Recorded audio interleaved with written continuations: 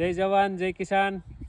આપણે જો ખેતરમાં ખડ નીંદી છીએ અને આ ખડ એક એવું આપણને ઠકવી દેશે કે આને માથે જો માંડવી એમ આપણે દવા છંટકાવ કર્યો પણ દવા છાંટીને એટલે જો આ ઉપરથી બળી જાય ભાઈ, બતાવી તો ઉપરથી બળી જાય છે આ ખડ બરાબર.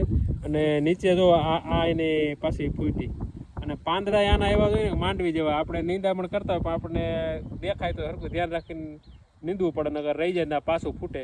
અને પાછું આ ફૂટે એનું કારણ છે કે જમીનમાં ભેજ હોય ને ભેજ બધો ખેંચી લઈએ અને ખાતર નાખ્યું ખાતર ખેંચી લઈએ. આપણા છોડને થોડીક નુકસાની તો કરે જ છે બરાબર છે. અને જેટલું ખરાબ છે ને એટલું સારું હોતું છે. કોઈને વીસી કડ્યો હોય તો ખેતીમાં કામ કરતા કરતા આના પાંદડા સોરી અને ત્યાં લગાવી દેવાય એટલે એનાથી મટી જાય છે એમ કહે છે બધા. ગઈઢિયાનો દેશી ઉપચાર છે પણ કાંઈ એવું જનાવર કડ્યું હોય તો દવાખાને વહી જવાનું.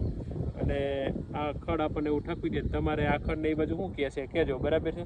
આ શેહમૂર કહી અમે આને, તમારે શું કહે છે જરા કોમેન્ટ કહેજો.